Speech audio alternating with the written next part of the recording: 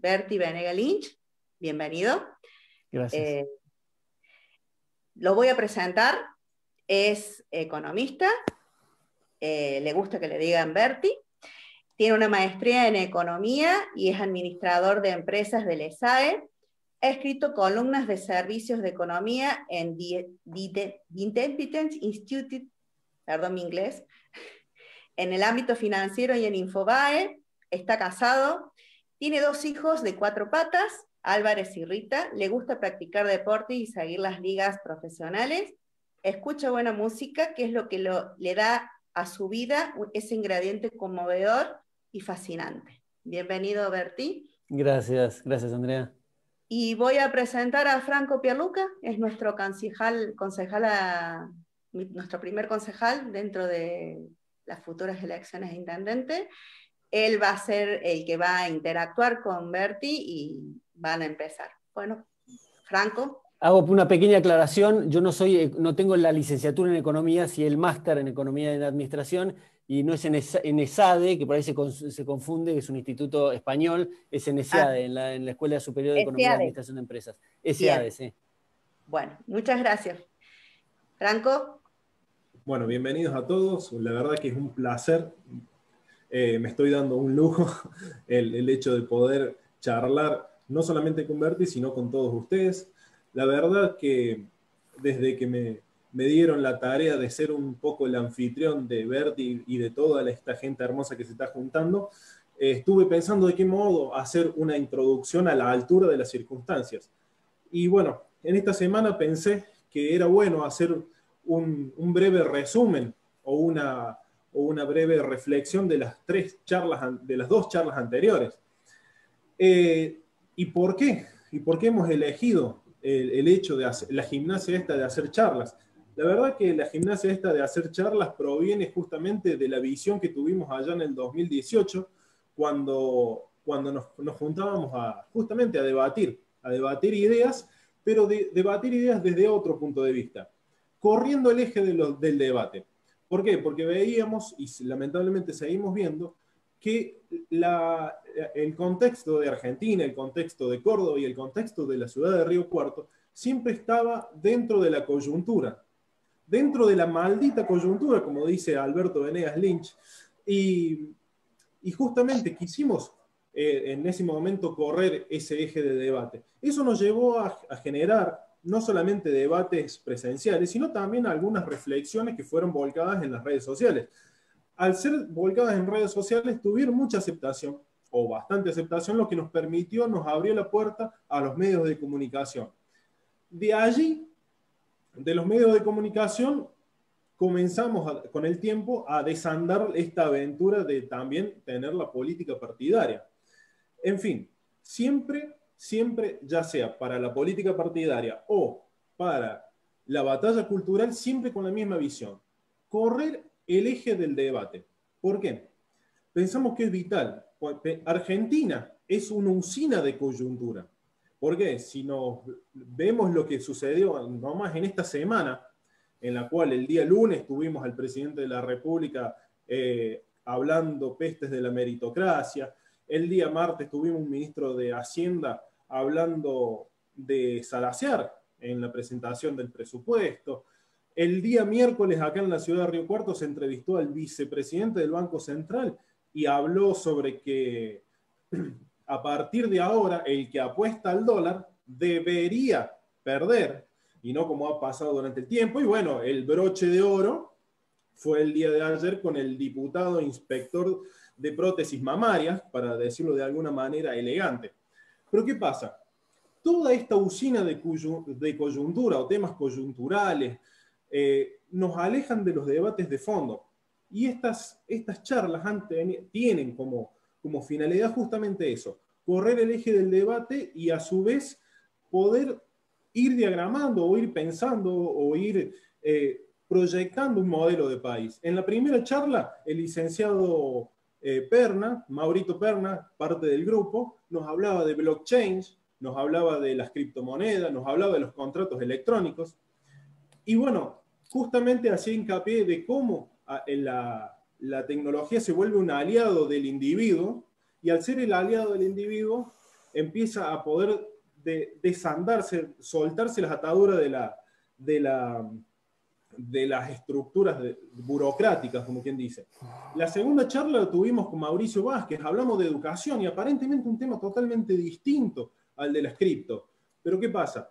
Con el correr de la charla empezamos con Sarmiento, Alberdi, las cartas quillotanas, la excelencia de la educación, como un modelo partió desde la nada misma, desde las tolderías. Argentina pudo armar y diseñar un modelo de país, y no era un modelo, eran varios modelos de país que muchas veces confrontaban, pero existía el modelo de país. Y entonces, de vuelta, surgió, en una charla totalmente distinta, surgió la importancia del individuo, la importancia ahora del chico estudiando, la importancia ahora del padre acompañando a ese chico que estudia y omitiendo un poco las estructuras de la burocracia, en este caso, los directivos, los ministerios de educación, y en fin, mucha cantidad de estructuras que invalidan la acción del individuo en sociedad. Entonces yo creo que con este tema de los aranceles, del comercio, va a suceder una dinámica parecida. Vamos a creer que el tema es muy técnico, muy específico, y vamos a ver que enseguida le vamos a encontrar la beta de lo que nos sucede a nosotros y cómo, entendiendo, pudiendo proyectar, teniendo la capacidad de discernir un modelo de país, podemos justamente exigirles a nuestros representantes diseñar y empezar a hablar de modelos de país y no de las coyunturas. Por eso creo que es fantástica y es un gran honor tener la presencia de Berti, al cual le voy a ceder la palabra porque no le quiero quitar más tiempo. Muchas gracias a todos. Gracias, Franco. Gracias por tu afectuoso mensaje. Gracias a Franco, Andrea, Paula y al resto del equipo, a la UCD y a todos los que están conectados. Muchas gracias por el tiempo. Bueno, la idea un poco era charlar con ustedes, intercambiar ideas sobre el tema de comercio exterior, sin hacer una cosa técnica, sino justamente conceptual. Suscribo lo que dice Franco del tema de la batalla cultural y salirse un poco de la coyuntura y de las LELICs y demás para ir a la cosa de fondo, sobre todo si vamos a embarcarnos, como muchos de ustedes, en el tema de la política. Es importante tener argumentos para el debate e ir a la cosa de fondo y no simplemente analizar la cosa que está en la superficie sin tener elementos sólidos. Eso es como edificar en la arena. Entonces todas estas charlas me parece que son muy constructivas para ese cambio de ideas. Franco me había comentado que estas charlas como que las pivotean en el tema del COVID, por alguna razón creo que Franco me decía eso, las implicancias que puede tener esto, el outcome de esto en las ideas y en la política. Y yo le decía que en definitiva es algo que viene dado para todos, y va a impactar en la batalla cultural, pero en la medida que seamos nosotros también capaces de dar nuestro apoyo y nuestro granito de arena en la buena dirección, porque obviamente los socialismos están con la cabecita pensando y transmitiendo mensajes para cerrar filas en la línea que les interesa a ellos. Los políticos vemos los mensajes, el mercado no te salva, te salva el Estado, y ese tipo de cosas, y que ahora vimos que la solidaridad y que el interés personal no, y el egoísmo, el individualismo, y una serie de cosas que también conceptualmente las tienen muy equivocadas. Y para el liberalismo, en definitiva, es marcar algo que está a las claras, a ojos vista, de que los políticos son unos parásitos que en definitiva viven del aparato productivo, y se nota en cómo han actuado, que en definitiva no aportan absolutamente nada, solamente todo lo contrario son un lastre, siguen cobrando impuestos, ni siquiera el gesto de la baja de sueldos, que es un gesto mínimo de todo lo que se puede bajar el gasto público y demás, pero sería otro motivo de charla. Ahora, en línea con esto, y antes de meternos en el tema del comercio exterior, y como estamos hablando del tema de la pandemia y demás, me gustaría hacer una reflexión, que después podemos seguirla, porque no es el tema principal ahora, seguirla por ahí en el intercambio, en las preguntas, que es el tema de la cuarentena. ¿Cómo enfocaríamos esto, la cuarentena, desde el liberalismo, por lo menos desde mi visión? La cuarentena, enfocada como está hoy en casi todos los países, es a través del dirigismo. Los países que han se han apalancado un poco más en la libertad y no tanto en el dirigismo, son los que han tenido los menos peores resultados. No se puede hablar de buenos resultados, porque en definitiva, en algo desgraciado como esta pandemia, no se puede hablar de buenos resultados, pero algo menos peor. Pero de todas maneras, todos apuntan algo, y a mí realmente me llega muy claro la conexión con la arrogancia fatal de Hayek. Es lo mismo en el plano de la economía, con querer dirigir nuestras vidas, y el tema de la planificación central, llevada al tema ahora de la cuestión de la salud. ¿Cómo hago para resolver todo? Y no se dan cuenta que por lo pronto, solamente en Argentina, son 45 millones de personas, 45 millones de contextos que quieren manejar, que es imposible.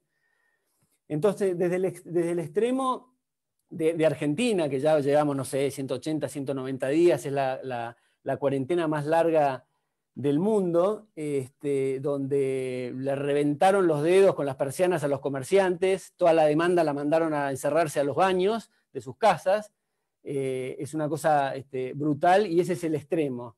El otro extremo también a veces fue, al principio ustedes recordarán que después tuvieron que volver sobre sus pasos, Trump, Bolsonaro, en UK Boris Johnson, incluso algunos gobernadores en Estados Unidos también, caso muy palpable y evidente de Cuomo en New York, que decían, bueno, somos en Estados Unidos, ya somos América, la libertad y todo, y en definitiva también están malinformando algo que se conocía poco, y había que ser una cosa más prudente. Con lo cual siempre desde el dirigismo y del gobierno tienen por ahí algunas implicancias e intereses distintos a los que puede tener la gente. Y sobre todo hacen un tema lineal, esto de hacer cosas horizontales, de las fases y demás, justamente es lo que perjudica todo el asunto. Y ni les digo las cosas intermedias, cuando quieren hacer el fine tuning y decir, bueno, no, a ver, las ferreterías de 4 a 5 abren y las mercerías al mediodía,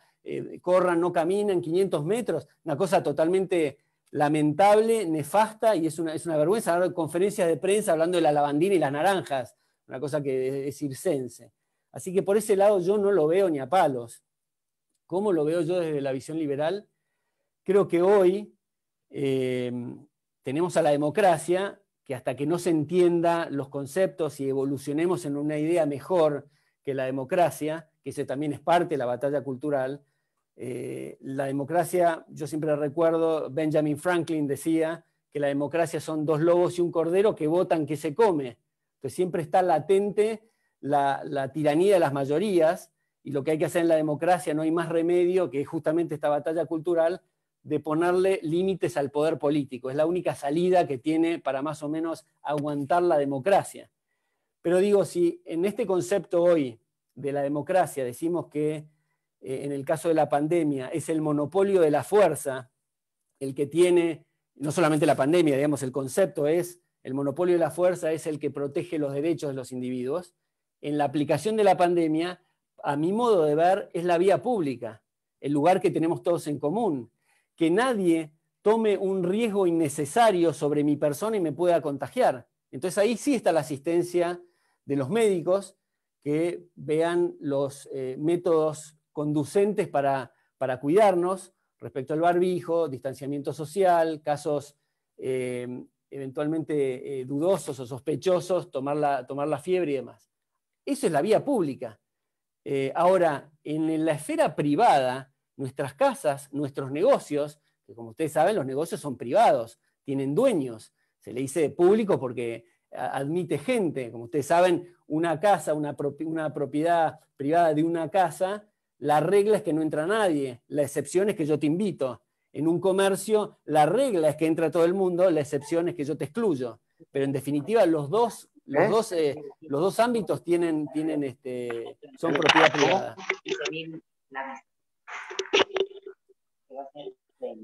¿Pueden cortar el audio ahí? Los dos ámbitos, decía, son de propiedad privada. Entonces, ¿qué hace la gente? La mejor forma de medir eso es que la gente haga los trade-offs que quiere hacer. Y en definitiva, la gente quiere asistir a sus abuelos, a gente que está enferma, salir a atenderse y revisar ciertas dolencias que puede tener mucho más graves que el riesgo solamente del COVID, o la gente que no le puede dar de comer a los hijos porque le tienen el negocio de la zapatería cerrada. Esta es la cosa brutal y fenomenal que tiene la cuarentena. Y no es la pandemia, es la cuarentena. Entonces ese trade-off de decir, yo voy a asumir el riesgo de salir a la calle porque prefiero eso, el riesgo, antes de que mis hijos se mueran de hambre y no poder pagar los colegios. Y cuando abra mi comercio, obviamente voy a tratar de cuidarme yo y cuidar también a mis clientes para que se sientan cómodos en un environment que yo los protejo y tengo cierto protocolo también. Y la gente que entra a ese negocio, cuando salió a la calle, también asumió un riesgo, y ahí sí lo cuida, digamos, el aparato de la fuerza, para que nadie lo contagie eventualmente, o lo cuide el distanciamiento, barbijo. Y cuando entra a mi local, si ve que es un lugar que está más seguro, va a entrar, y lo que quiero es que se sienta seguro, sea restaurante o sea lo que sea. Ese es lo que creo yo importante para subrayar de la cuarentena, desde por lo menos lo que creo que tiene que ser la visión liberal. Ahora el tema central de lo que vamos a conversar, que era el tema del comercio exterior. Creo que antes de meterse en eso, es muy importante saber los conceptos básicos y repasar la cuestión del ahorro y la inversión, porque escuchamos también, y comentó algunas cosas Franco al inicio, también escuchamos esta cuestión del consumo. Para reactivar la economía hay que consumir, poniendo la carreta delante de los caballos sin saber que antes de consumir necesitas ahorrar e invertir. Son los procesos lógicos.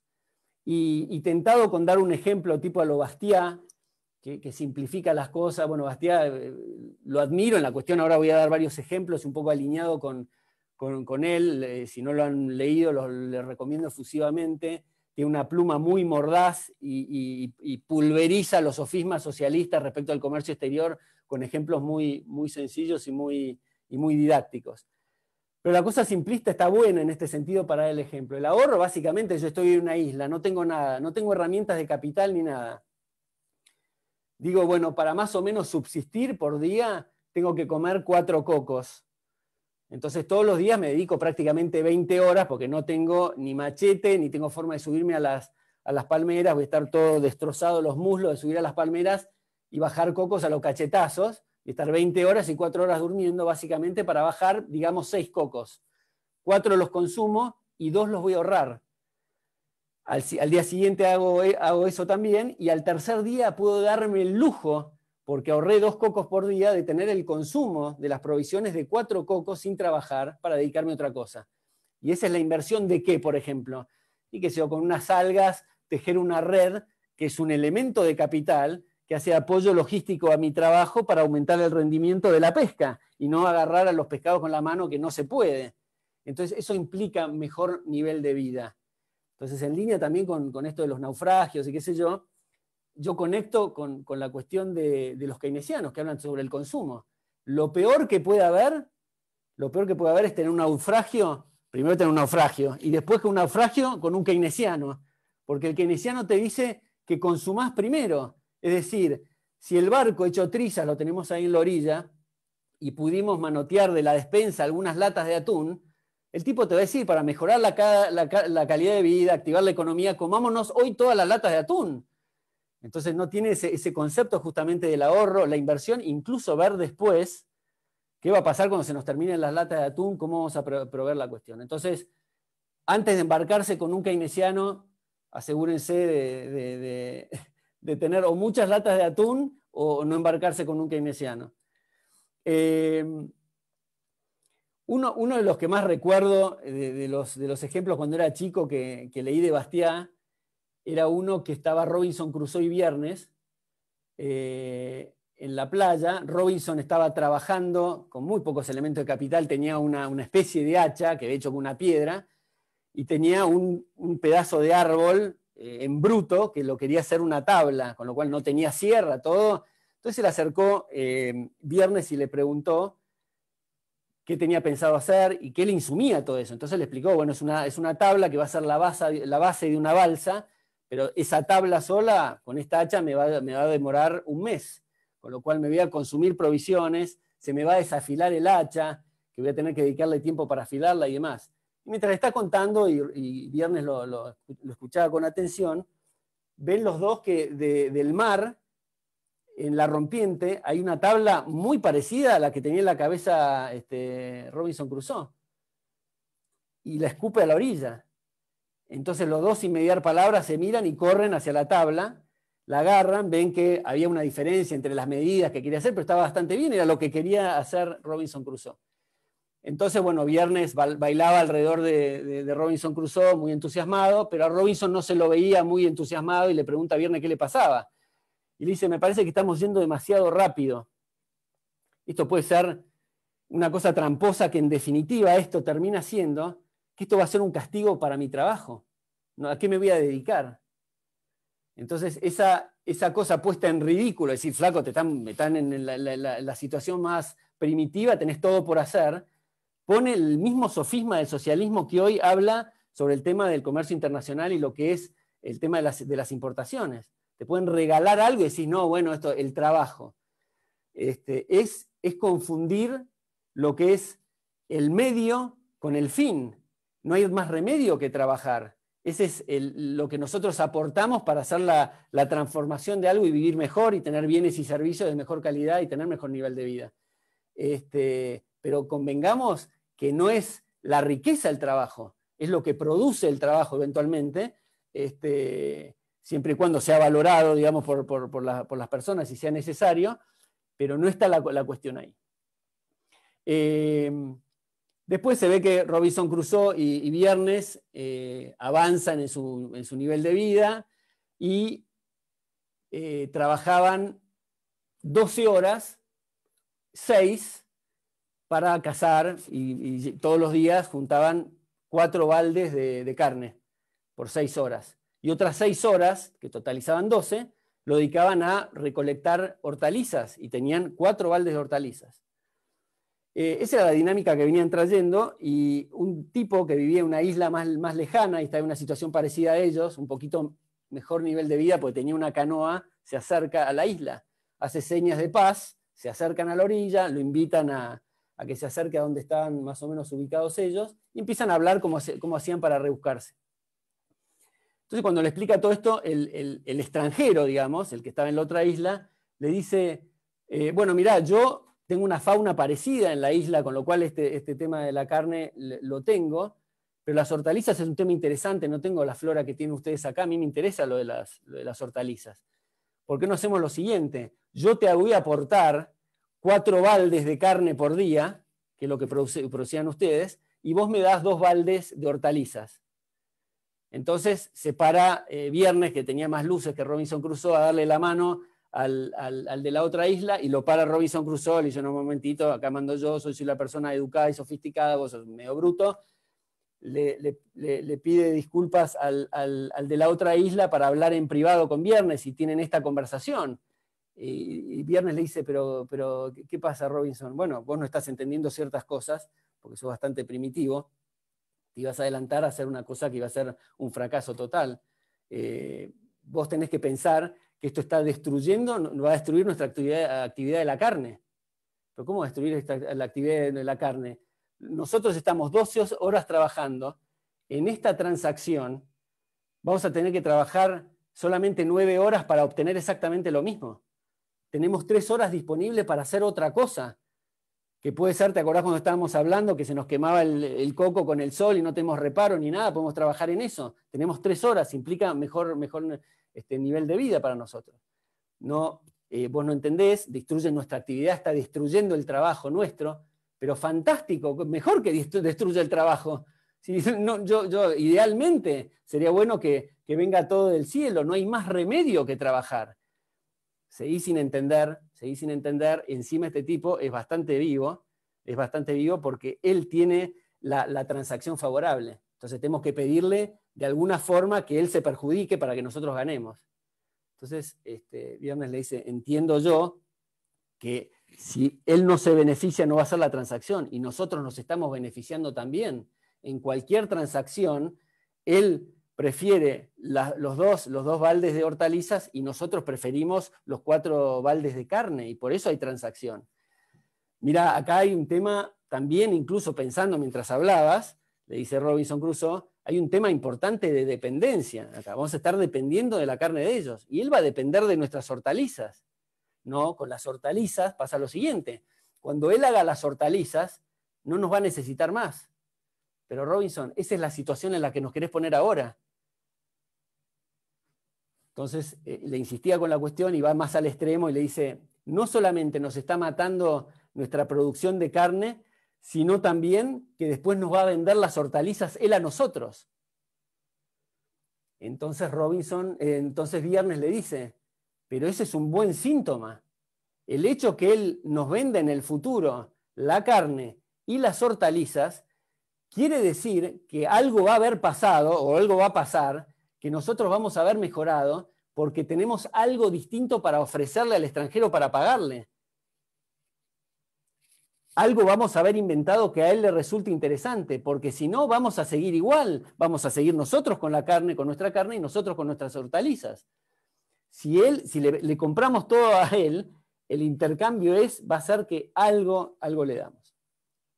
Entonces estos ejemplos que ahí suelta varios sofismas Bastiat al respecto, me parece importante también, antes de avanzar, ver dos conceptos importantes, que uno es el de la productividad y el otro el del empleo, sin meternos de fondo en el mercado laboral y demás, que por ahí llevaría más tiempo. Estos conceptos, digamos, de la productividad es importante tenerlo, que es, ¿qué es un país productivo? ¿Qué quiere decir? ¿Por qué Canadá es más rico que la Argentina? Bueno, porque es más productivo. ¿Qué quiere decir que es más productivo? Y bueno, que en definitiva tiene mayor acumulación de capital. ¿Y qué es acumulación de capital? Y bueno, tiene más herramientas, tractores, cosas que hacen de apoyo logístico al trabajo, aumenta el rendimiento y tiene mejor nivel de vida. Y bueno, ¿pero cómo se consigue eso? Bueno, se consigue en climas de respeto al interés personal, a la cooperación social, a la vida, la libertad y la propiedad privada, que son marcos institucionales, básicamente. Y el empleo, que no hay que verlo como empleo, como relación de dependencia. Empleo se habla de la empleabilidad de trabajo. Puede ser por un cuentapropista, un empleado o lo que sea. Por eso, digamos, un náufrago que llega a una isla sin nada no puede decir, estoy desempleado. No, flaco, tenés todo por hacer, te estás muriendo de hambre, no te van a alcanzar las horas del día para las cosas más elementales.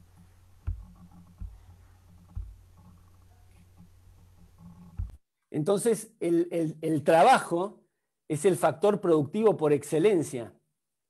Es el factor que convierte los bienes, o sea, no hay posibilidad de vender ningún bien ni prestar ningún servicio sin el concurso del trabajo. Ahora, hay un tema muy importante acá con el tema del trabajo, que se confunde, está conectado también con el tema del comercio exterior, que es, pero ¿cómo es esto del desempleo? Bueno, primero hay que tener claro que el trabajo es un recurso faltante, siempre es un recurso faltante. ¿Por qué? Porque somos imperfectos. Está todo por hacer. Tenemos necesidades ilimitadas, insatisfechas, y solamente porque los recursos son escasos y no podemos hacer todo al mismo tiempo, tenemos que establecer prioridades. Y lo que hace justamente el capital permite aumentar ese rendimiento para que podamos pasar a necesidades que antes eran insospechadas que podamos tener y darnos el lujo para tener. Entonces esto es muy importante saberlo porque no puede ser faltante y sobrante a la vez. Cuando hay desempleo, necesariamente es por la intervención exógena del mercado de los gobiernos con legislaciones laborales, con el salario mínimo y con las llamadas conquistas sociales de los sindicatos y demás, que lo único que hacen es perjudicar a la gente. Y yendo a un ejemplo rápido, por ejemplo, el tema del salario mínimo es, si en determinado lugar las tasas de capitalización, es decir, el nivel de inversión, de acumulación de capital, permite que un jardinero, el salario de mercado sea 5, si el gobierno viene y dice, no, esto es un sueldo miserable, vamos a poner justicia social en esto, el que quiere un jardinero tiene que pagar 10 y lo hace por ley y el poder de policía es tal que no permite ninguna otra cosa más que pagarle 10, ese tipo, los jardineros están condenados al desempleo. Porque nadie va a estar dispuesto a pagar 5 más de lo que permite las tasas de capitalización y los salarios en ese lugar hipotético. No hay otra forma. Ahora, el desempleo obviamente va a existir en el proceso de cambio, claramente. Cuando se inventaron las heladeras, el hombre de la barra de hielo tuvo que buscar otra cosa. Y eso en definitiva es liberar energía creadora del tipo de la barra de hielo para hacer otras cosas que antes no se podían, que lo suple ahora la heladera. Ahora, si no queremos cambio de este tipo, no podemos tener progreso. No podemos tener progreso. El progreso implica ese cambio. Es decir, si queremos mantener por el derecho al trabajo y qué sé yo, el tipo de las cabinas de peaje, cuando ya el tema de la automatización permite otra cosa y no liberamos a esa gente para que se dedique a otra cosa, a cosas incluso más sofisticadas, porque creo que la robótica y tantas otras cosas permite también jerarquizar el trabajo y que el ser humano no tenga que estar a los cachetazos bajando cocos, como era el caso del ejemplo primero que di. Lo jerarquiza, la fuerza bruta y eso y repetitiva lo hace la máquina. Volviendo un poco al tema ahora del comercio exterior de nuevo, hay un ejemplo lindo que quiero compartir con ustedes que creo que conecta estas tres cosas, lo que venimos hablando del comercio exterior, porque tiene que ver también con la globalización y la productividad y el empleo. Sí, Franco. Que te haga un punto ahí. Sí, sí. Porque pasó el tema de salario y me parece que es un tema importante y quería hacerte ahí una observación o un contrapunto. Muchas veces la legislación laboral nuestra, ¿qué te dice? Te dice, mira, no existe tal cosa como igualdad ante la ley porque no vas a comparar a una multinacional, no vas a comparar a un potentado empresario, no vas a comparar al dueño de muchas sucursales con un pobre empleado que es repositor de caja, que es repositor o tiene que trabajar en las líneas de caja. Entonces, a ver, y esto, disculpa que te haga la interrupción, pero me parece o sea, se alinea mucho a lo que es el contexto de la Argentina. En la Argentina la igualdad ante la ley, en el contexto del trabajo, de las leyes laborales, no existe, porque uno va, bueno, tenemos muchos que son emprendedores acá y han tenido siempre algún tema con juicios laborales. Cuando van al litigio, ¿qué te dice el abogado o el juez en su momento? Te dice, no están a la misma altura. O sea, el empresario capitalista, malo, perverso, come chicos, está a una altura y el pobre empleado está en otra. ¿Por qué? Porque hay situaciones patrimoniales totalmente descompensadas y el Estado suple y va a compensar esa desigualdad. Digo, hice esa interrupción porque me pareció que ahí podías desarrollar algo. Está muy bien. No me quería meter en el mercado justamente por ahí laboral, porque es un tema como para hacer otro Zoom y me parece muy interesante, pero tomo el guante para decir que es muy importante tener claro que acá hay que verse uno mismo también. Digamos, no solamente la empresa multinacional y el gordo con galera, ¿sí? Tiene el pobre empleado con el mameluco. El tema es que todos, cuando compramos un auto, cuando negociamos y compramos tallarines, lo que sea, estamos dispuestos, tratamos de pagar lo menos posible, y el salario es un precio, es el precio del trabajo, es un precio más. El empresario trata de pagar lo menos posible, y el empleado trata de que el salario sea lo más posible, y esa es la negociación. Pero ¿qué pasa? ¿Qué dirime esa cuestión? El salario de mercado. No importa el patrimonio, ni las galeras, ni los relojes de oro que tenga el empresario, si le ofrece, yendo al jardinero, ese mismo tipo que no tiene la empresa, tiene una mansión fenomenal en Nordelta y contrata el jardinero. Y el precio de mercado es 5, como decíamos. Y el tipo dice, no, mira la casa que tengo, yo te voy a pagar 3. El tipo se las toma. Hay que pensar que el empresario está compitiendo con todo el mercado laboral, no con ese tipo. Y ese tipo tiene el respaldo de lo que es el mercado y va a buscar en otro lado. Por eso las empresas tratan de las mayores mejoras de lo que es el entorno laboral, lo dan las mismas empresas, no lo dan los sindicalistas. El hecho de tener sillas cómodas, aire acondicionado, buenas computadoras, es porque la gente también quiere que trabaje cómoda, sea más eficiente y el P&L de la empresa le resulte mejor y captar los mejores talentos. Si vos tenés una fábrica que te gotea la nuca, no tiene aire acondicionado en verano, es una especie de galpón que hacen 50 grados adentro, y vas a tener gente por ahí que no puede ser, que no sea calificada para la cuestión, y la empresa trata de eso, de dar esos beneficios. Pero no porque sea, esto es importante, no porque sea generoso. No le queda más remedio para compartir, pues si no se lo lleva ahora que lo Google al tipo. Así que bueno, me parece un buen punto, Franco, ese, pero podemos armar otro Zoom en algún momento del tema del mercado laboral, que es muy importante, es muy importante. Conecto con lo que estaba diciendo, era conectar un poco el tema del empleo con el tema de la productividad y el comercio exterior, con un ejemplo de la globalización. Vamos a dar el ejemplo de Nike, por ejemplo, puede ser cualquier otra, generalmente es textil, pero generalmente pasa en todas las empresas con la hora de la globalización. Decís, a ver, esta materia prima la compro acá, esta otra allá, esta me falló el tipo, así que me lo mudo acá, los headquarters lo tengo aquí, y la mano de obra, bueno, siempre y cuando tenga estándares que yo los capacite o ya tenga estándares sofisticados, por lo menos al nivel de mi producto, lo voy a tratar de controlar. ¿Dónde? Esto que veníamos hablando, en el lugar más barato posible. Me voy al Congo o a Mozambique, que los tipos están comiendo tierra. Entonces Nike es un benefactor de la humanidad, un benefactor de Mozambique, lleva inversión ahí, que los tipos, como digo, están comiendo tierra y lo van a sacar de la pobreza, y si muchas empresas hacen lo mismo, va a llegar un punto que Nike, cuando lance la nueva línea en el 2022, va a ver el tema de los costos y decir, esperá, ya Mozambique tiene sueldos como Canadá, hay que ir a otro lugar. Ese es el tema importante. Pero ¿qué pasa? Y tenés los socialistas, los activistas que hacen boicots, entonces Nike analiza el riesgo reputacional de operar en ese mercado de Mozambique y se va, y los de Mozambique siguen comiendo tierra. Esa es la realidad del asunto. Otro también sofisma que se escucha mucho de los socialistas, muy conocido, esto lo escuchamos también de economistas, es de gente preparada, que dice, bueno, es importante que compitan en igualdad, respecto siempre al comercio exterior y esto que estamos diciendo de los aranceles. Vamos a poner aranceles porque tenemos una industria incipiente, lo escuchan todo el tiempo esto.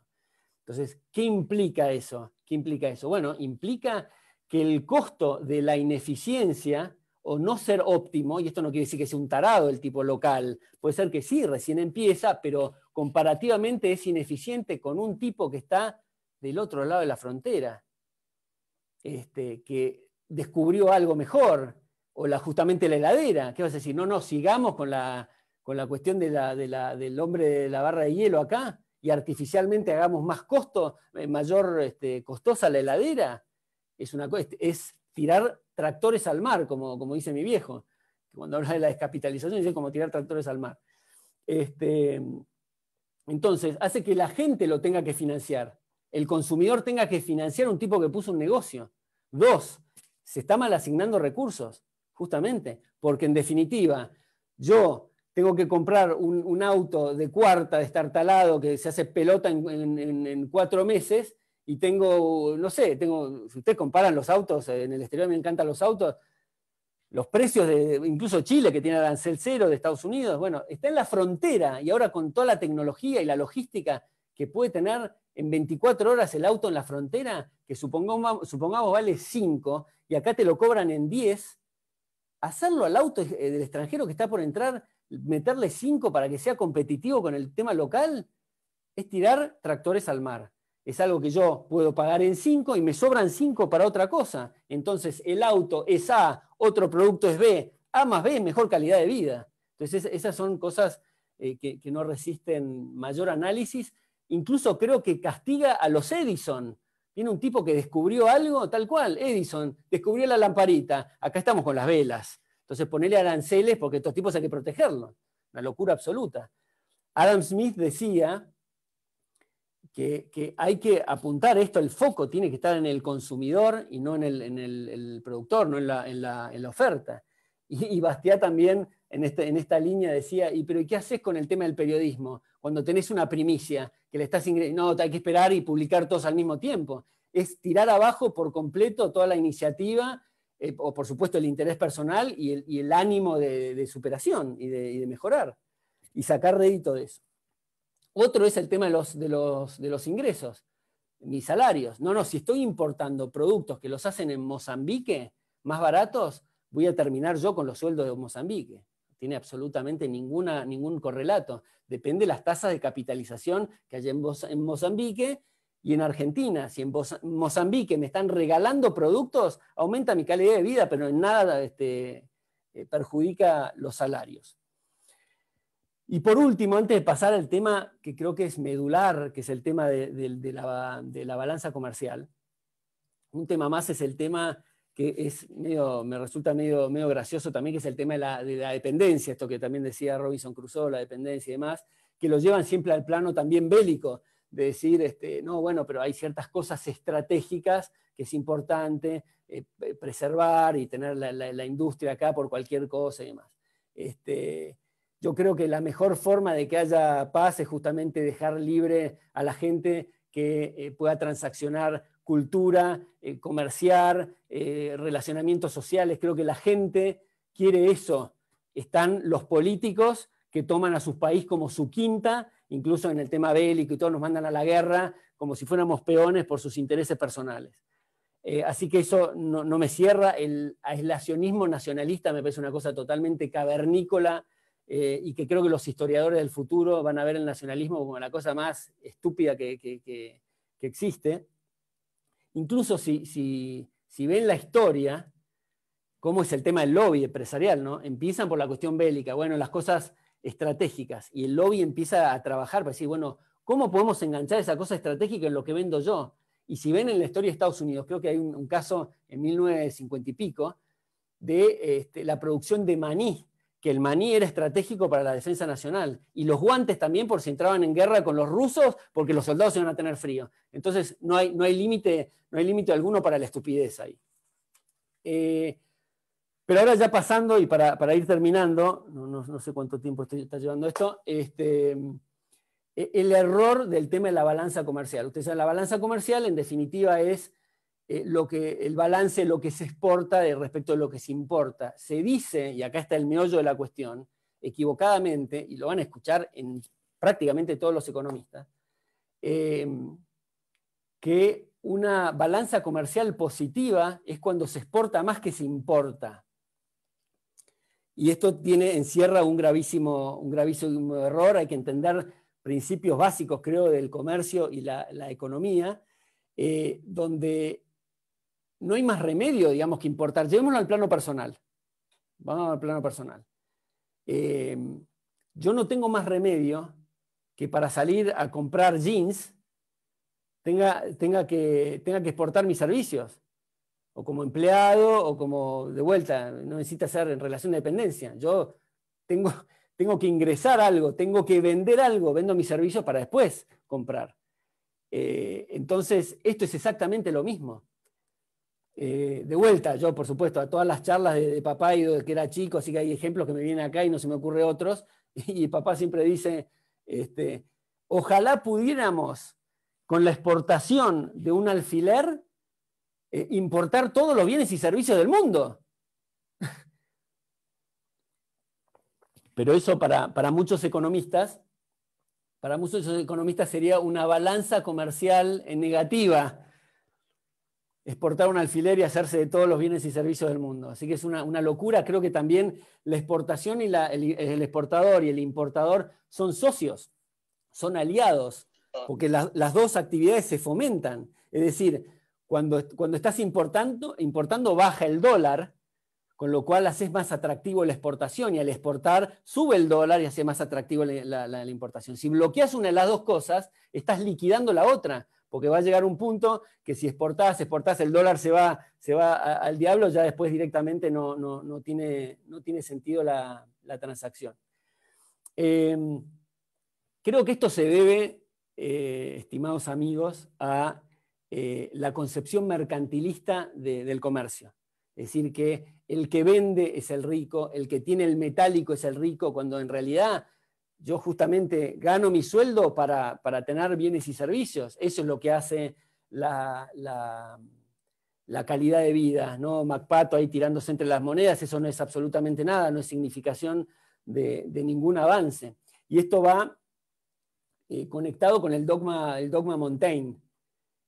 Montaigne hablaba sobre justamente esta cuestión de suma cero y que el rico es rico porque el pobre es pobre, y también que hay países ricos que explotan a los países pobres. O sea, está conectado también con la teoría de la explotación marxista.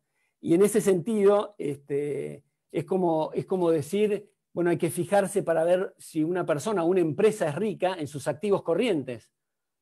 Y es todo lo contrario, no va por ahí el tema. Puede coincidir, pero no va por ahí. Es el tema patrimonial. Entonces puedes estar viendo un balance de una empresa que patrimonialmente está bien y no tiene mucha liquidez, a uno que tiene mucha liquidez y está quebrada.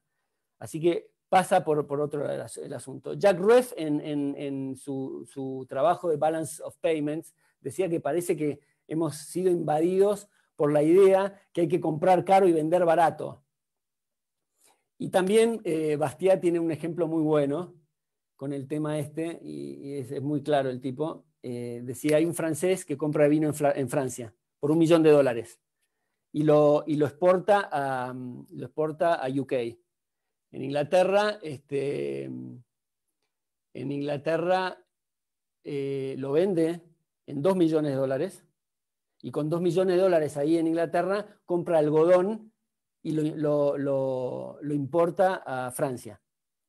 Entonces, para el común denominador de los economistas, el hecho de haber exportado por $1 millón e importado por 2 es una balanza negativa. Pues exportaste $1 millón, trajiste por 2, balanza comercial negativa. Y al revés, dicen el mismo ejemplo, supongamos que el mismo francés compra el vino por el mismo $1 millón, lo exporta a Inglaterra, pero en el viaje tiene un problema con los corchos que no era muy bueno y se le oxidan los vinos, con lo cual lo tiene que vender con vinos para cocinar. Entonces lo tiene que vender en $500,000.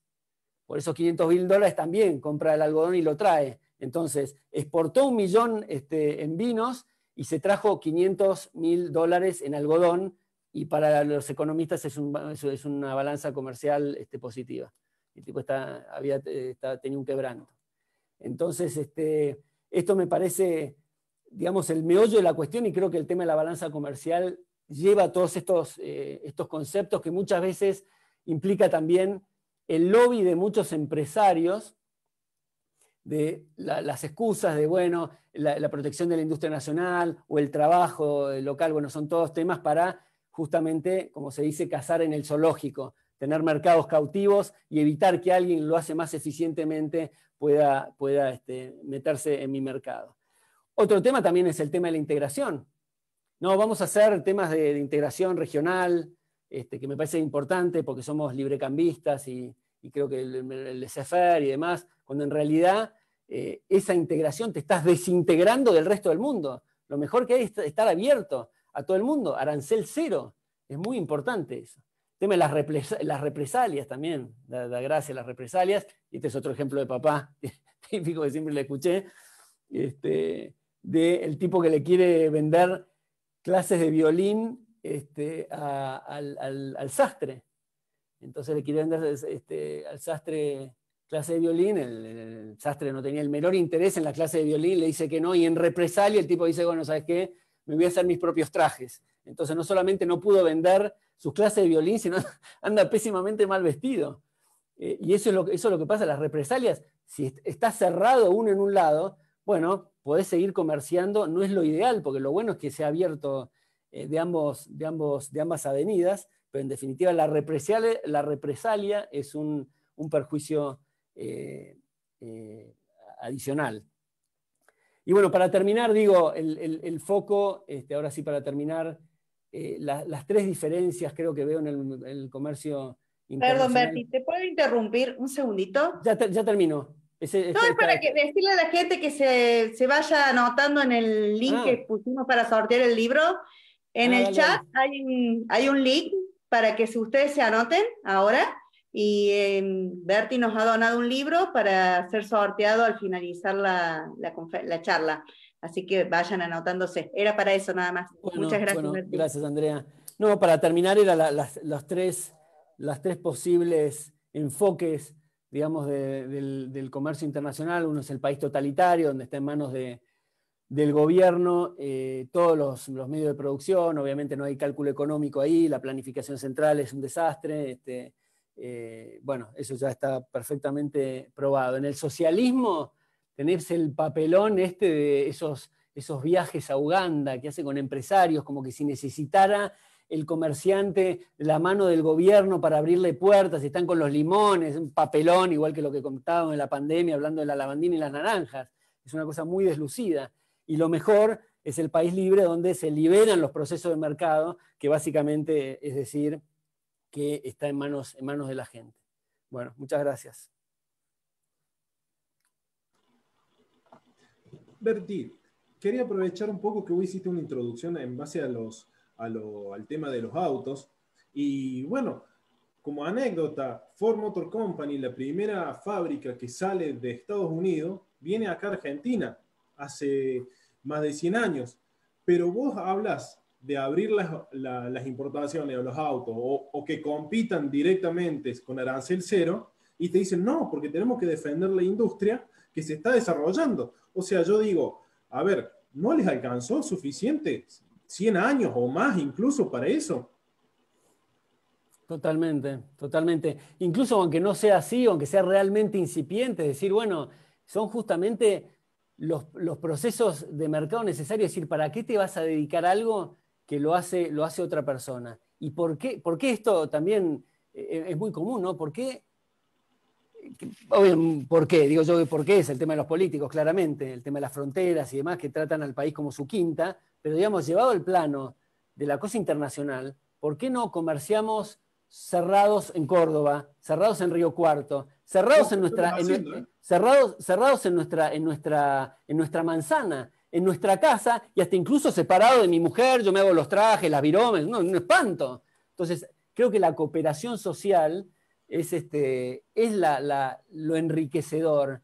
Y hoy que tenemos la tecnología de la información, el tema de la logística y todo, que podés tener, averiguando, aparte de la información que tenés a través de internet y todo, sabés cuál es el producto de mejor calidad y el mejor precio en el mundo, lo tenés en la puerta de tu casa en 24 horas, y hacer estos disparates que se hacen, yo no veo ningún sentido. Es decir, el tipo que está, bueno, mi industria incipiente, flaco, lo está haciendo un tipo, no sé, en China o en Estados Unidos, dejá eso, dedícate a otra cosa, eso es mejor nivel de vida.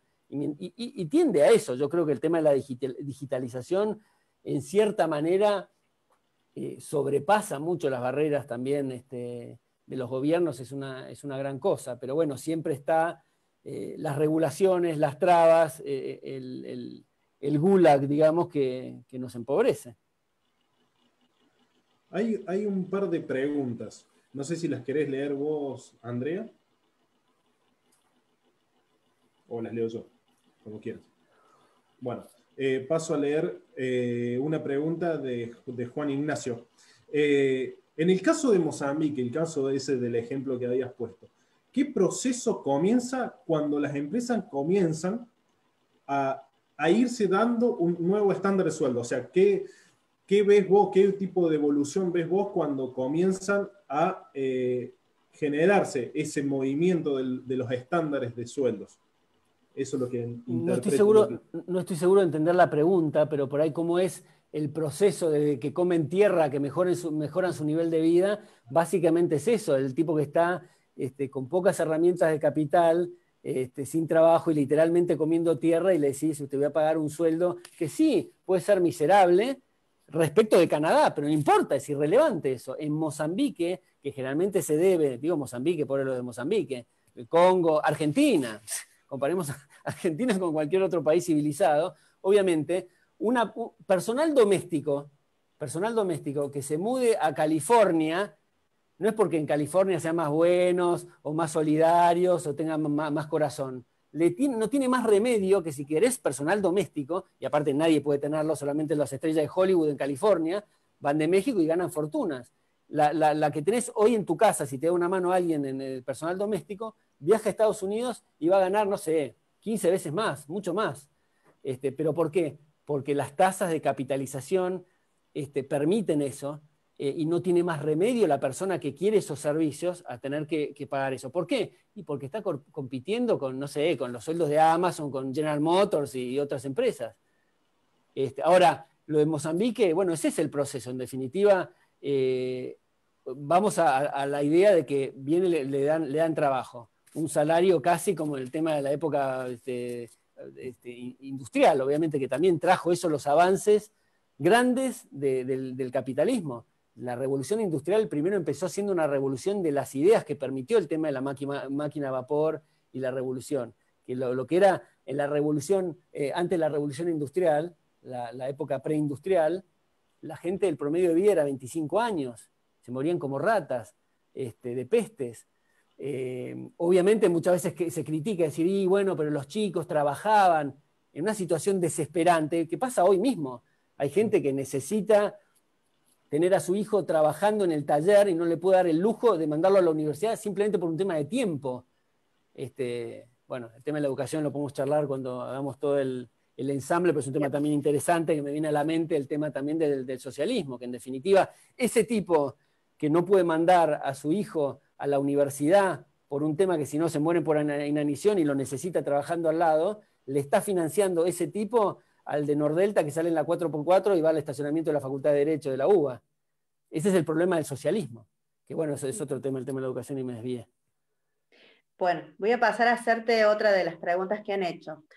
Raquel pregunta, ¿cómo ve la proyección el tema de la productividad en Argentina a un futuro de mediano y largo plazo? Dios mío. ¿Cómo veo el tema de la productividad? Y bueno, está cayendo a pasos agigantados. El tema del PBI argentino cae porque baja la productividad, porque baja en términos también de la moneda que se mide en dólares y cada vez nos parecemos más a Venezuela y a Cuba, lamentablemente. Entonces no se entienden justamente estos procesos básicos del mercado y la iniciativa y todo lo que se dice y todas las señales que se dan de la esfera política, resta. Se van los capitales.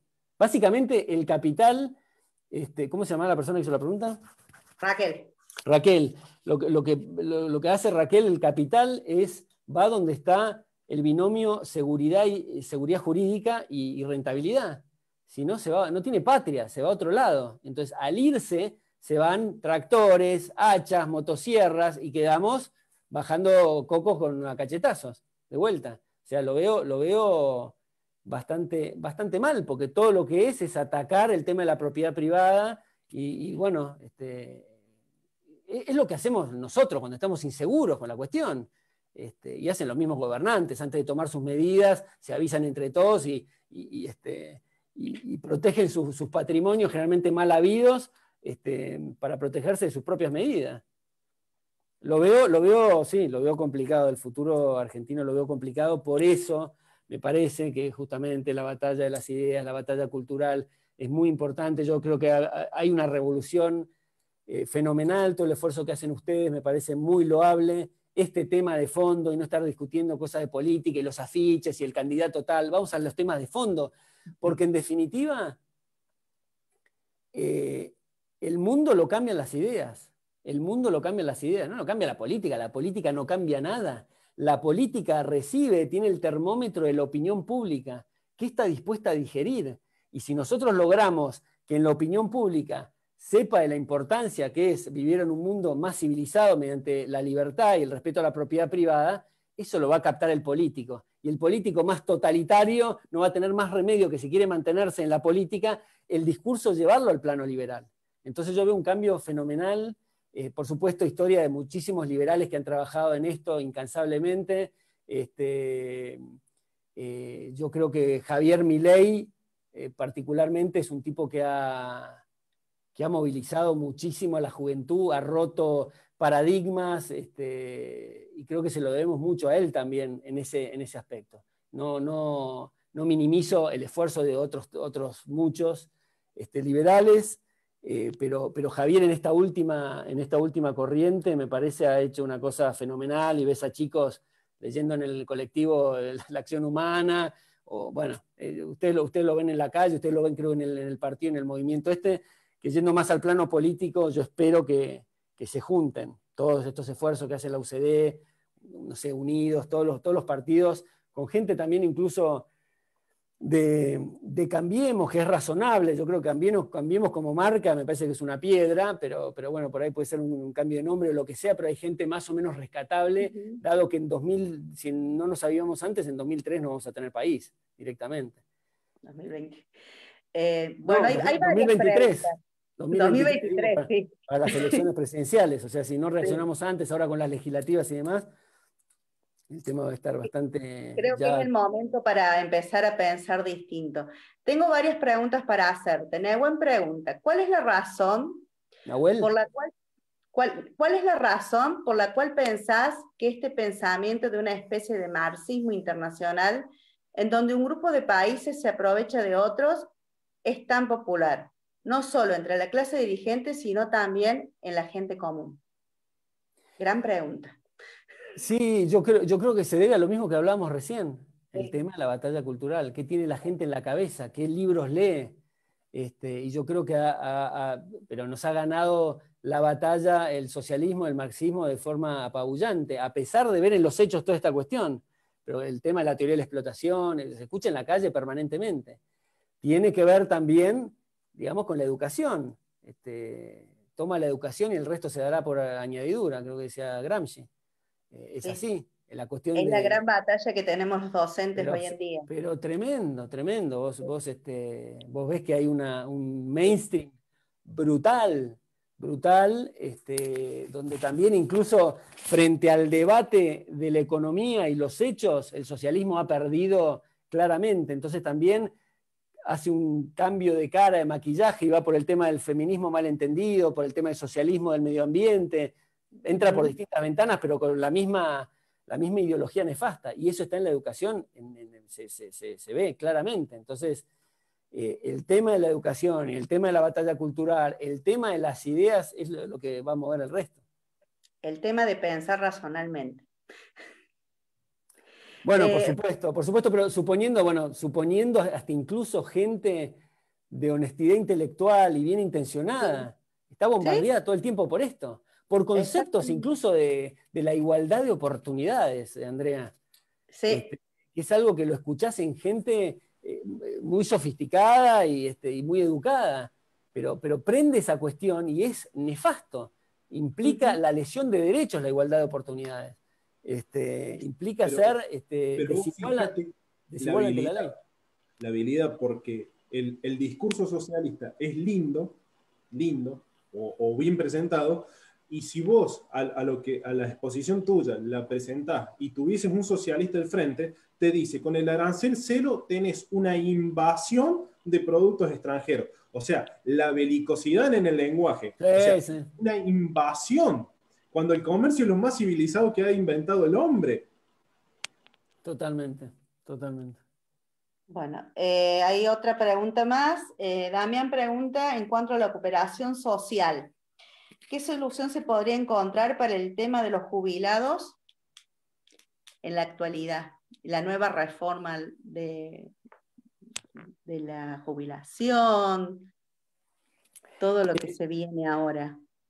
Todos los cambios que quieren hacer. Tiene que ver con lo mismo, en realidad. Bueno, yo no sé qué cambios quiere hacer. Yo creo que es todo para mal, y tener a los jubilados haciendo colas ahí, contagiándose COVID y recibiendo moneditas.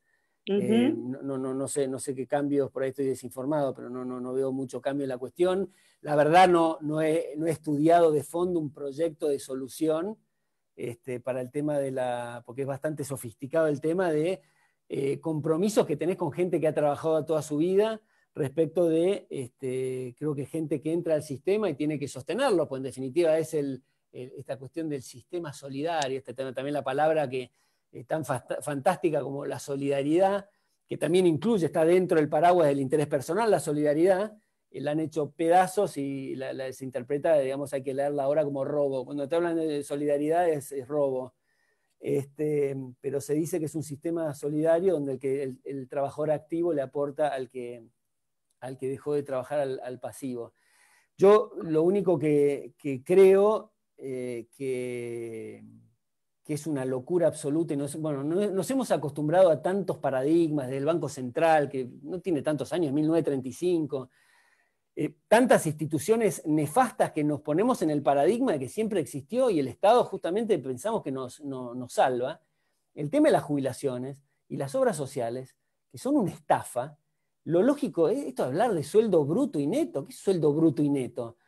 Yo es el fruto de mi trabajo. ¿Cómo soy tan imbécil que no puedo prever mi jubilación y no puedo contratar un sistema de salud competitivo? No, es todo cazar en el zoológico. Y la jubilación te explotan. Es una forma de protegerse atrás de la cosa previsional y que te cuidan para estafarte miserablemente, como lo hemos visto en todos estos años. Entonces no debería existir una cosa así. La persona que trabaja obtiene todo el fruto de su trabajo y después es la responsabilidad individual para hacer lo que quiera con ella, previsionarse. Exacto. Eventualmente, esto es lo mismo que también lo que decíamos de la cuarentena, son 45 millones de contextos. Por ahí una persona prefiere sacrificar su jubilación y el futuro porque tiene una enfermedad, una hija que tiene que atender y no tiene recursos y prefiere sacar de los ahorros de su jubilación, supongamos. ¿Por qué el gobierno tiene que meterse en esta cuestión? Sí, o bien por qué tienen que seguir trabajando cuando tienen derecho a descansar un poco más, porque muchos jubilados les está pasando eso hoy en día. Que tienen que seguir trabajando, y pues tienen que seguir trabajando, obviamente, porque lo que no les alcanza. Se lo licuaron, se lo usaron para el tema de los manotazos al ANSES y demás. Es una estafa absoluta. Entonces, si ese jubilado quiere ir ahorrando mientras trabaja, quiere dárselo a un primo que tiene una financiera, guardarlo abajo del colchón, comprar oro o gastarse todo en viaje y pegarse un tiro cuando cumpla 57 años, está en todo su derecho. Sí. Si nos dejara el Estado. Voy a seguir leyendo, hay un montón de consultas. José Luis dice, si estuviésemos en la isla, como referencia hasta el comienzo, y aceptamos comercial con el vecino, y de un momento a otro el vecino nos frena el envío de carne porque consiguió un mejor comprador. Sí. ¿Cómo haríamos para abastecernos si nuestras herramientas, capital, entre paréntesis, fue destruido o al menos avejentado? Bueno, en definitiva, ese capital irá a otra. Es lo mismo que pasa con las empresas ineficientes o la empresa que está en quebranto. Es un signo que pasa el mercado, que le está errando esa persona en lo que está necesitando la gente, que justamente lo milagroso y lo fantástico es que no es algo que... Cuando se dice modelo de país, y vos comentaste, Franco, más al principio, con toda la buena intención, pero no en tu caso, pero generalmente el que habla de modelo de país, sabés que es un tipo que es un constructivista y que quiere, hay que planificar qué país queremos. No, el país que queremos es que cada uno construya su propio futuro, y eso hace en definitiva al país, la libertad de eso. Entonces decía, yendo al plano más del mercado, es que la señal que le está cerrando es quitarle ese capital de las manos de la persona ineficiente y dárselo al más eficiente. Y después, si resulta que cambian las necesidades, sea que volvemos a la casa y los baldes de carne porque no te vende más el extranjero, bueno, migrarán en esa dirección en la velocidad necesaria que la gente quiera. Bien. Bueno, las dos preguntas que siguen te las voy a hacer en forma continua porque más o menos tiene que ver con lo mismo. Disculpen que me interrumpa, pero bueno, tengo mensajes, me llegan al teléfono. Nos están llegando por todos lados. Por parte de Paula, nos pidieron que agradeciéramos al más de centenar de personas que están conectados desde las distintas plataformas. Superamos largamente el centenar de personas y bueno, nos alegra mucho. Personalmente se lo agradezco a todos. Hay millones de preguntas en Facebook Live y en las otras plataformas, por lo cual, Berti, vamos a tener que empezar a planificar alguna otra, no dentro de mucho, porque dejaste mucha gente con sus preguntas. Así que bueno, no interrumpo más a Andrea, seguí con las consultas, pero bueno, quería hacer este punto porque bueno, la verdad que resulta que ha sido un exitazo y bueno, aprovechar la interrupción para agradecerte. Bueno, muchas gracias a todos los que están conectados, por supuesto. Muchas gracias por el tiempo. Un placer. Por otro lado, quiero agradecer a Marcelo Monte, que es el próximo disertante, también está viendo por Facebook la disertación, por Facebook en vivo.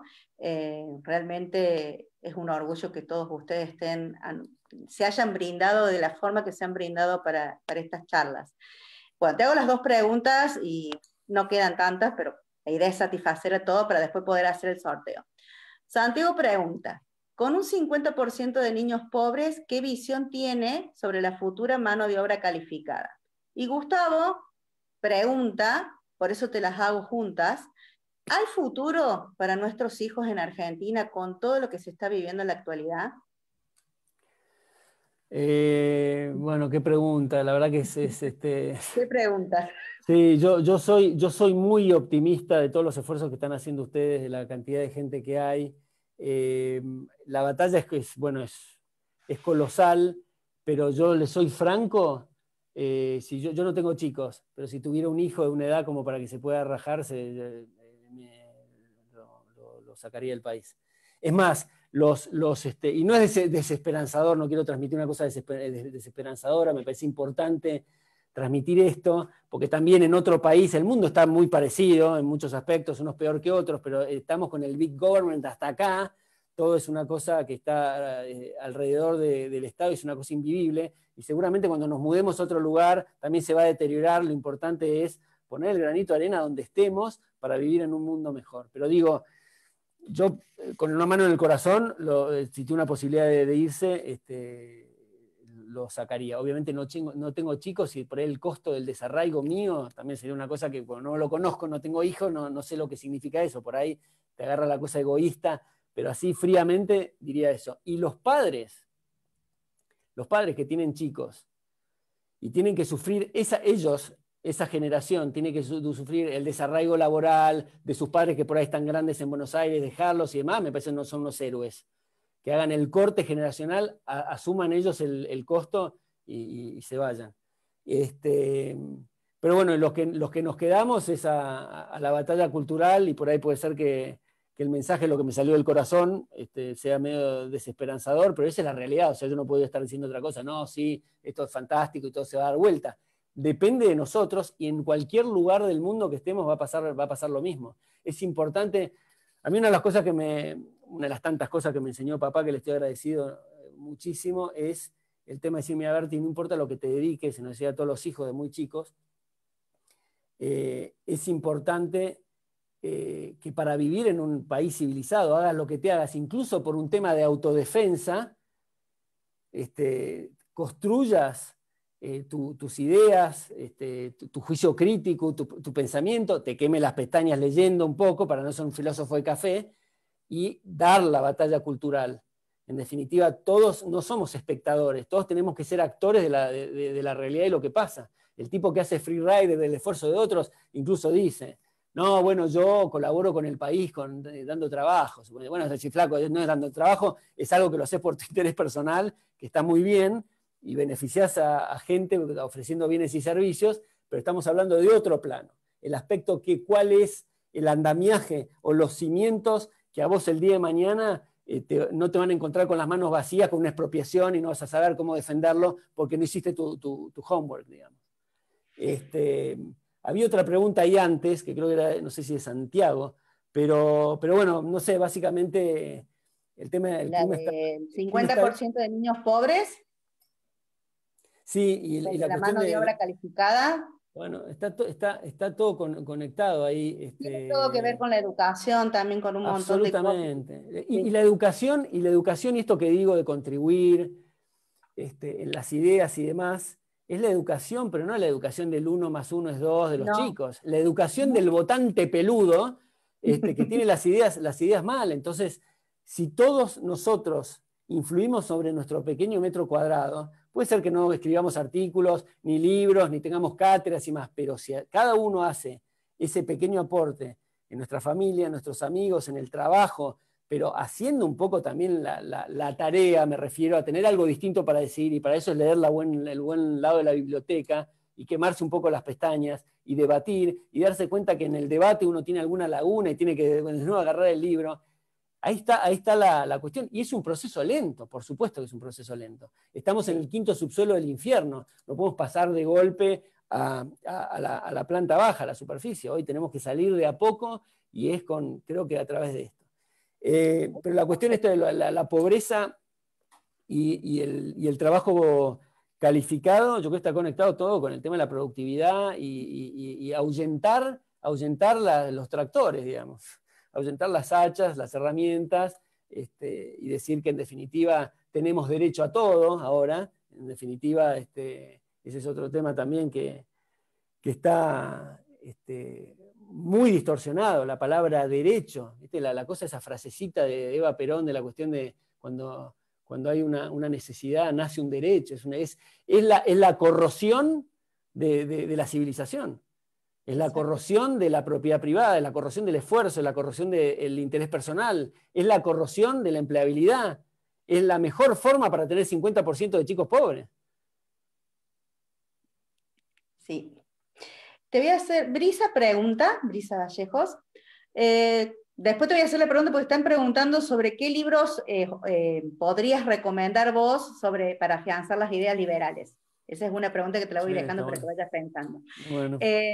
¿Cómo conseguimos que millones de personas, cada una de ellas partiendo de concepciones muy heterogéneas y variadas, sobre qué constituye una buena vida o qué es una buena sociedad, puedan coexistir sin que ninguna de ellas le impongan a la otra sus preferencias particulares acerca de cómo vivir y de cómo organizarse? ¿Esa era Brisa?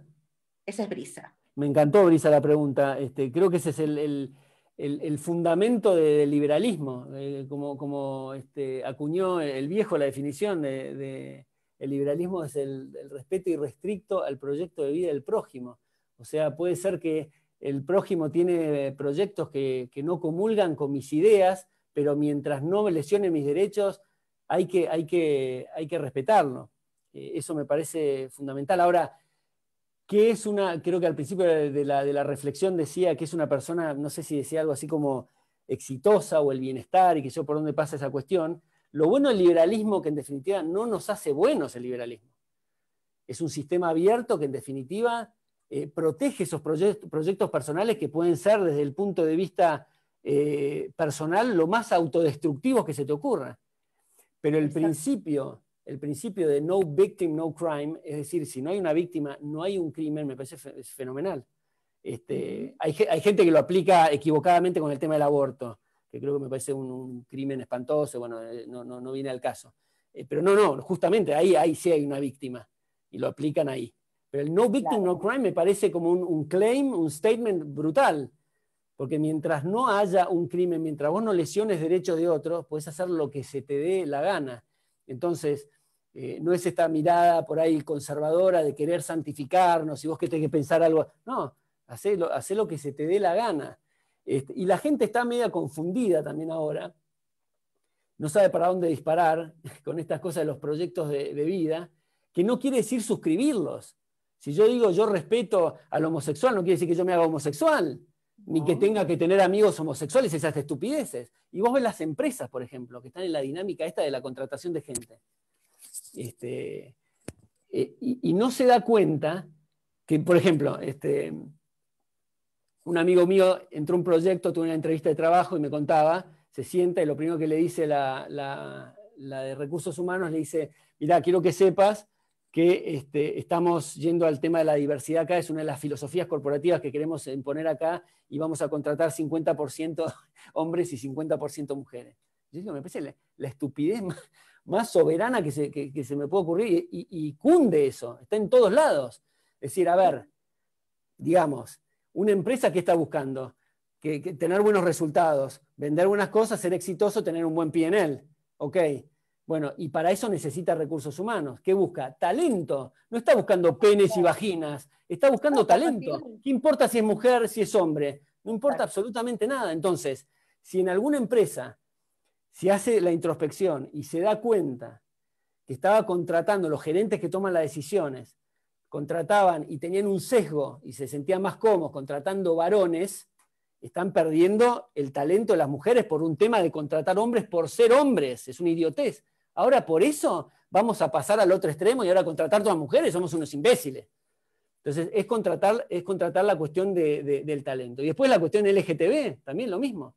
¿Qué Es hacemos? exactamente lo mismo. ¿Qué hacemos con el LGTB? Nada. El tema de la diversidad es también saber que no es la diversidad, es la cuestión de contratar a una persona si realmente dentro de los accionistas de una empresa creen que pueden tener cualquier persona con cualquier aspecto, que eso no le importa, porque hay gente que puede decir, no me gustan los tatuados, los aritos, el que es amanerado no me gusta, y estaría en todo su derecho. Ahora no podés decir nada de eso porque te cae el INADI y hay que poner una excusa que no lo contrataste por otra cosa. Pero digo, la diversidad es gente que tiene otras ideas, otra forma de ver las cosas. ¿Qué me importa qué hacen en la cama? No importa qué hacen en la cama. Ahora, lo que pasa con las empresas es que dicen, y bueno, vamos a poner una cuota, como para que quede bien tenemos que tener un discapacitado, un homosexual y un transvestido. No, flaco, y vos lo ves en las empresas. Ves en las empresas que los homosexuales están empoderados. Entonces van porque casi por la condición de homosexual fue contratado, entonces se siente como... Y por ahí estás empoderando a un imbécil. Por ahí todo lo contrario, por ahí sí vale. Digamos, el filtro es el talento. Decir qué hacemos con los LGTB, desde el punto de vista de la contratación de recursos humanos, es lo mismo decir, ¿qué hacemos con la gente de ojos celestes? ¿Qué hacemos con los que calzan 42? Es decir, que tiene que ver, te dice el del directorio, te dice, pero usted es un imbécil. Busquemos talento, gente que sepa hacer las cosas, que piense distinto. No sé si están de acuerdo. Sí, yo pienso exactamente igual que vos. Creo que los trabajos y las posiciones y los lugares que tengamos va más allá de la sexualidad o de la elección sexual que tengamos las personas, sino va por la capacidad que tenemos cada uno de nosotros, por lo menos es mi forma de pensar y de muchas personas que pensamos lo mismo. Las últimas dos afirmaciones, creo que son afirmaciones, si me estoy confundiendo, que Juan Ignacio González me lo haga saber, y Paula también hace otra afirmación. Juan Ignacio dice, si hay otra, no sé, por eso estoy preguntando en referencia a qué, si hay otra que sea la de educación, esa sí, por favor, no entiendo, no sé si tenía que ver con alguna otra pregunta. Claro, viene en el contexto de la charla, si hay otra charla que sea de educación. Si hay otra charla, ahora sí, perdón, porque me faltó la otra charla, no lo había leído, ahora lo estoy leyendo, Juan Ignacio. Y Paula dice que la educación comienza en casa, y sí, comparto, y que no pasa por hacer responsable la pobreza, y en eso lo comparto totalmente. Soy docente de una escuela pública y tengo chicos de todas clases sociales, y con pensamiento liberal les puedo asegurar que hay chicos de clase social alta y de clase social baja, que tienen el pensamiento de pensar libremente, de querer vivir libremente, de querer trabajar, de tener proyectos de vida, de un montón de cosas. La casa es la que tiene que formar los valores, y es así, es lo que sostengo y lo que sostenemos muchos. Y el control social es del Estado hoy en día. Más que nos pese, el control social está presente. Raquel también, se me está apagando el celular. Espérenme un segundito. Si alguien me quiere salvar, a ver. También Raquel dice que todo tiene que ver con las competencias de la persona, más allá de la elección sexual, que es lo que veníamos hablando recién. Y Damián, te voy a hacer una pregunta. ¿Estamos listos para el sorteo? Para ir cerrando ya. Sí, ya estamos listos. Después cerramos, Berti y Franco, ¿les parece? Sí. Bien. Que quiere bolillero. Si alguien quiere preguntar algo más, me avisa. Damián, es todo tuyo. ¿Revisaste el bolillero? ¿Revisaste todas las regulaciones de Lotería Nacional, esas cosas? Sí, está abajo a mi nombre todo. Bien anarco, pero no importa. Bueno, ahí cualquier cosa le estoy compartiendo la pantalla. Confírmenme si está todo bien. Está empezando, ahí está. Joya. Bueno, ahí me voy a la página para que vean que nunca hubo nada, no está nada toqueteado por las dudas. Bien. Así que bueno, ahí va a salir. Héctor Fernando Buri ha sido el ganador. Felicitaciones. Felicitaciones. Es de Río Cuarto, Berti, Gracias. así que lo vas a tener que Lo tengo que mandar, bueno. Lo vas a tener que mandar porque es de Río Cuarto. Santiago, Dale. vuelvo a insistir que le digas, que recomiendes algún libro para afianzar las ideas liberales. Bueno, pará, Creo que tu papá tiene un montón. Héctor Fernando, pero ¿cómo le dicen? ¿Héctor o Fernando? Héctor y Fernando. Las dos. Es libre.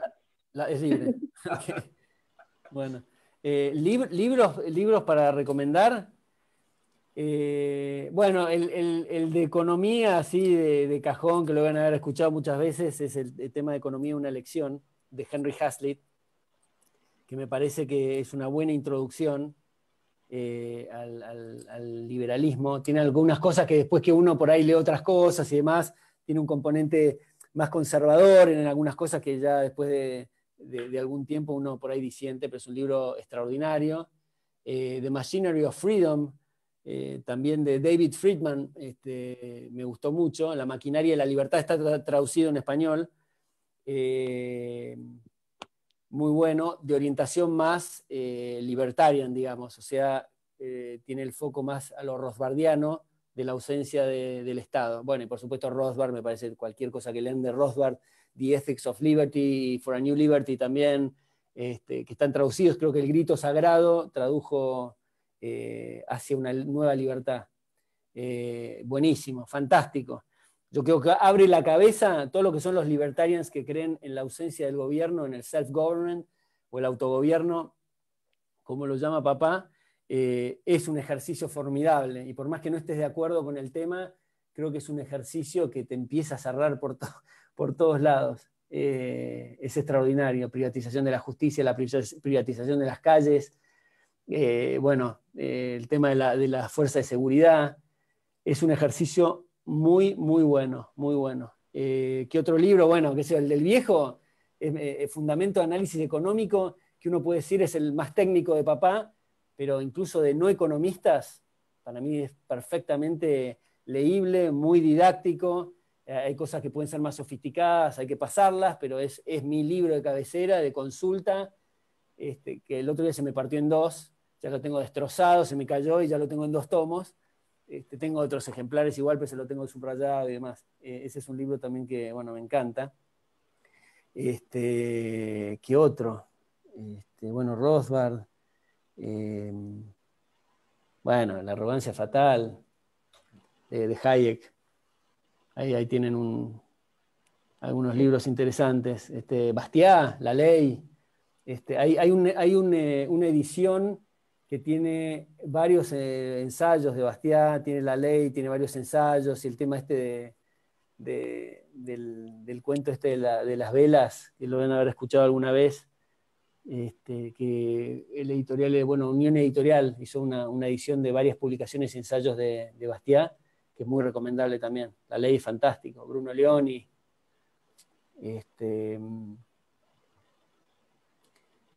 Todos autores, Hazlitt, Sennholz, más últimamente, no un pensador tan sofisticado, pero muy sólido, muy bueno, Ron Paul, que pobre hoy tuvo un episodio de salud, estaba haciendo, que es político, un político extraordinario, un tipo que no claudicó en el mensaje en absoluto, y eso me parece que tiene la integridad de un político que no existe.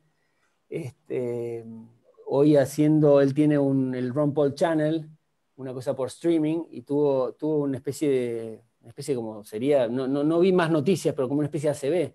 Estaba dando un speech ahí y empezó a tener estos efectos de un infarto lógicos del habla, y sé que está hospitalizado, estaba lúcido, bien.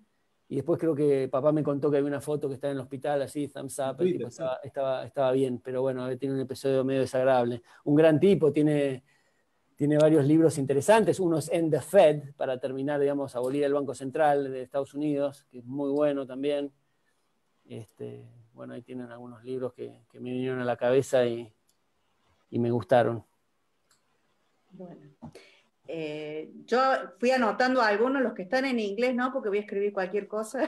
No, creo que todos los que dije tienen traducción. De Machinery of Freedom, La maquinaria de la libertad, de David Friedman. Sí, For a New Liberty hace una nueva libertad, que es de Grito Sagrado. Si vos ibas haciendo la traducción, yo los iba anotando en el chat para que los fueran anotando. Ok. Bueno, desde ya, muchísimas gracias. Realmente fue un placer escucharte. Gracias, Andrea. Nos ha formado bastante junto con la charla de educación que se dio hace una semana, chicos. Sí, la semana pasada, con Mauricio Venegas. Vázquez. No, Mauricio Venegas, no, Mauricio Vázquez. Yo te iba a preguntar cuál era que en realidad están todos ¿Dónde los estaba en temas el árbol relacionados. genealógico? Sí, tengo un problema de trabajo demasiado en la computadora. Ese es mi gran problema hoy en día. Realmente un placer escucharte. Te invitamos para el 28 de octubre, que va a ser el cierre de las 4 charlas, para que estemos todos juntos. La próxima, para los que están, y los invito a seguir estando, es con Marcelo Montes, que es sobre política.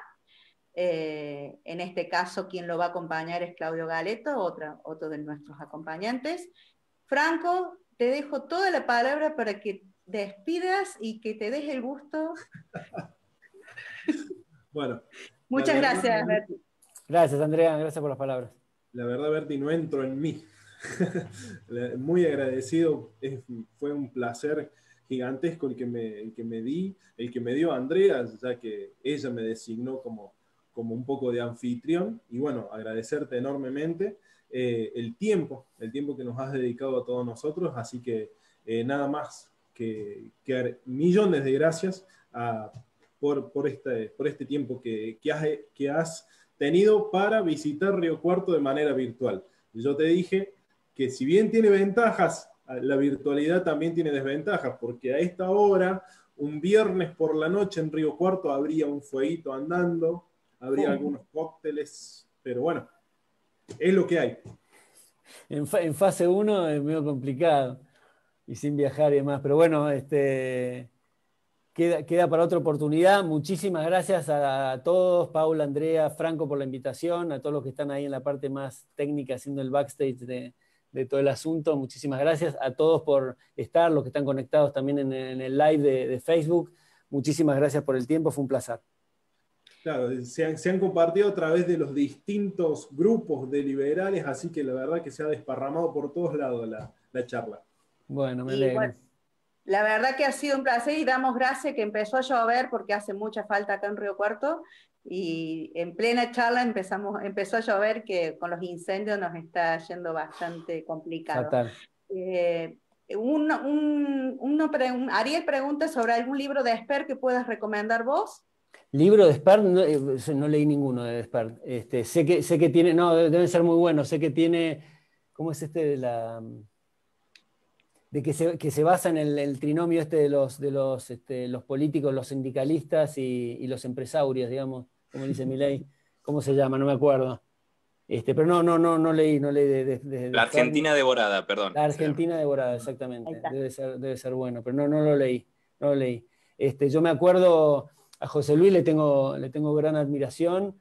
Es un tipo que se embarcó en el tema político, muchas veces veces es una lástima que se pierde también para el tema de la batalla cultural un valor, pero en cierta manera, como contrapartida, tiene más exposición, y creo que esas cosas también ayudan al tema de la idea. Yo me acuerdo cuando varias veces ha venido a comer a casa, cuando éramos solteros, y yo me acuerdo que me iba ahí, ponían la mesa, por ahí estoy cometiendo una infidencia, pero bueno, ponían la mesa afuera en el quincho, estaban afuera, y yo me iba a la cocina, apagaba la luz para que no me escuchen, y escuchaba las conversaciones de Esper con el viejo, no sé qué edad tenía, qué sé yo. Pero Esper tenía pelo, así que imagínense. Bueno, de mi parte, nuevamente te agradezco muchísimo, le agradezco a todos los que están presentes.